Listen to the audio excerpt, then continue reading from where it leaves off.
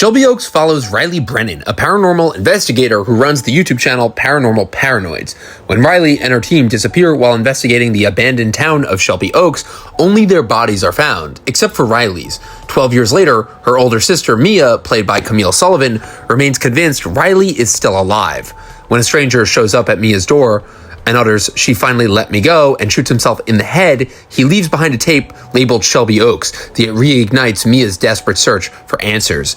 This is the directorial debut of Chris Stuckman, the YouTuber who's been one of the top movie critics on that platform for years.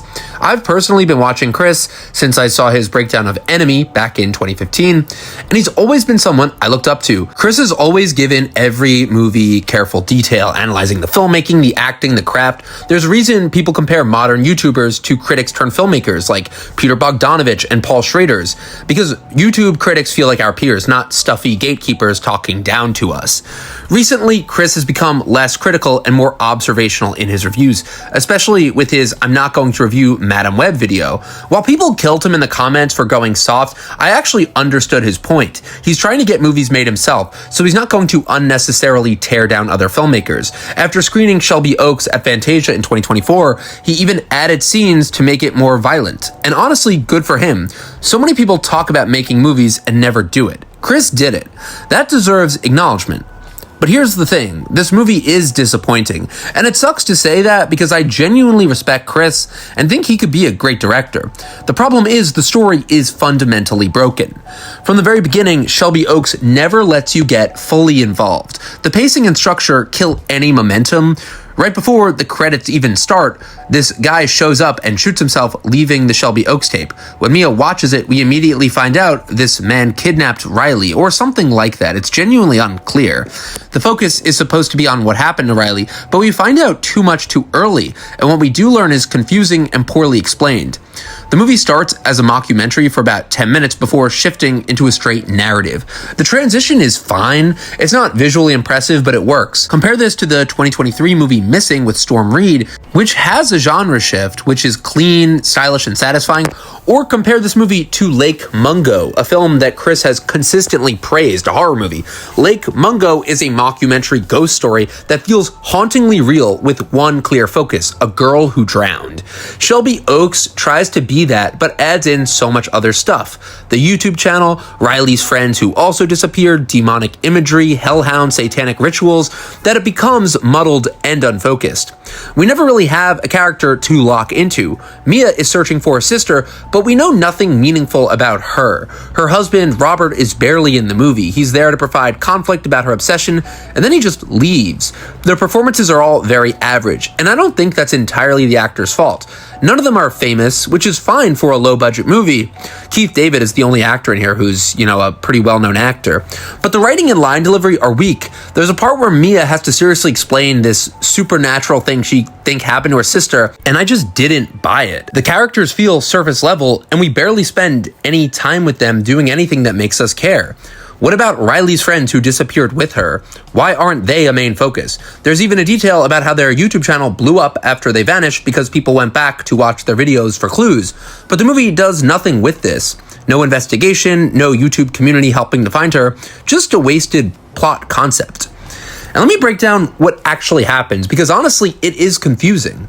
Mia interviews the former prison warden who was in charge of the cell where the man who allegedly kidnapped Riley was imprisoned. And at this prison, she finds demonic symbols in Riley's belongings, and she becomes convinced Riley was the victim of a satanic ritual. She goes to the abandoned prison, encounters hellhounds, and ends up at a dilapidated cabin where an old woman named Norma lives. Norma, it turns out, is the mother of Wilson Miles, the guy who shot himself. Under Norma's influence, she's a follower of an incubus named Tyrion. Miles repeatedly raped Riley, trying to conceive a child. After many miscarriages, Riley finally gave birth. Mia finds Riley imprisoned in the basement, frees her, but instead of escaping, Riley grabs a fire poker and goes back upstairs. Norma performs a blood ritual over the baby, Mia glimpses Tyrion, Norma dies, and police arrive. At the hospital, Riley tries to smother the baby, insisting it's possessed. In their struggle, Mia accidentally pushes Riley out a window. Riley survives the fall, but is surrounded by hellhounds and devoured. The movie reveals that Tyrion had been watching both sisters since childhood. one to bear his child, the other to raise it. Tyrion emerges behind Mia, grasps her shoulders, her eyes glow, and she screams. And the movie ends there. It ends with a voiceover repeating something we already knew. Ever since she was a kid, it was coming for her. If your big, shocking ending is something we already knew, how is that a surprise? I think, and honestly, I didn't even think about this, the twist is supposed to be that the demon had all the time been coming for Camille Sullivan's character, Mia, which I guess is a twist, but it just doesn't really impact you because there's nothing built into the story that's that surprising about it at all. Shelby Oaks desperately wants to be Hereditary with its demonic imagery and supernatural horror, but these setups and payoffs are incredibly obvious. The first 10 minutes already establish everything, and it's not enough. It needs to be more vague. Instead, it holds the audience's hand. The concept of a girl going missing and watching creepy tapes that reveal what happened isn't new, and the execution here is extremely derivative. Compare this to Zach Cregger's movies, Barbarian or Weapons, movies that constantly leave you with a mystery box, building questions and switching narratives right when you think you know what's happening. Shelby Oaks has such a small scale and boring narrative. The movie's geography is terrible. There's barely any real exploration of the town, and what's there feels disjointed. It lacks suspense. There are occasional creepy moments, like when they visit Norma and she's covered in shadow with glowing eyes, but beyond that, it's repetitive and bland. And moments like that are simply style over substance, and the style isn't even that great. This movie needed to be simpler. Either make it smaller and more grounded like Lake Mungo, or give it a bigger scope. As it stands, it's awkwardly in the middle. The plot is so boggled and confusing that nothing really works. There's a cliche scene early on where Mia and Robert argue about her search for Riley, and she says she's been looking forever, and he's like, you just gotta stop. It's the kind of generic conflict you've seen 100 times. Nothing that will make you want to see this movie more or think these characters are unique or different from anything you've seen before. I even preferred Bring Her Back over this. That movie was repetitive, yes, but it had style. It was creepy, well shot, professionally made with actors like Sally Hawkins, and it had great music.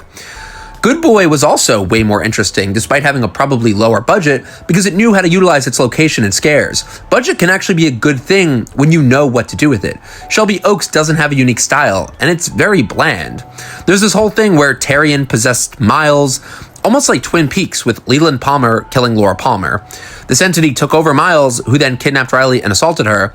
The baby becomes this Rosemary's Baby-esque horror element, but the movie ends so abruptly. Riley is pushed out a window, or the demon pusher, she's eaten by hellhounds, and then Tyrion takes over Mia, and it's just over. It's such a non-ending. There's never any moment where you can really immerse yourself into what's happened.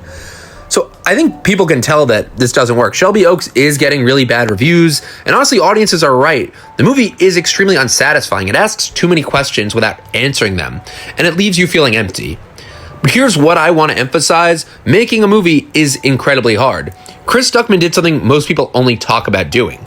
He made a feature film, he got it into Fantasia, he secured distribution through Neon, and he put his work out there. That takes time, effort, and courage. After test screenings, he had over a year to rework and edit it.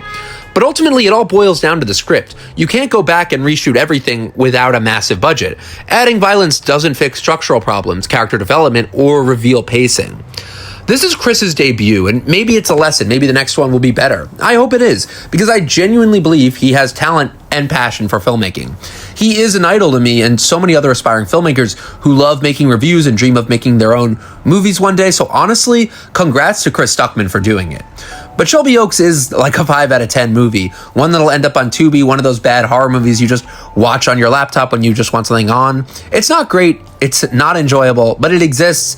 And sometimes that's enough. This movie did bore me, and it boils down to its characters I don't care about, a confusing plot, terrible pacing, and just the fact that it's so derivative of other horror movies. I feel like, honestly, I just wanted to see more of the town, more of Shelby Oaks. Give me a cool character, not just these basic characters who are all there to serve some kind of cliche supernatural plot. And the town, too. Like, the idea of Shelby Oaks being this abandoned amusement park that Riley would go to with her sister as a kid, just to me, there could be so much stuff that could be hinted at, like creepy stuff that happened when they were kids that, maybe now as an adult there's like a setup and payoff, but they never really do that. It's all just kind of told to you at the beginning, and you just kind of like go along with it. I just think the pacing could have been so much better. So let me know what you guys think, and see you in the next review, guys.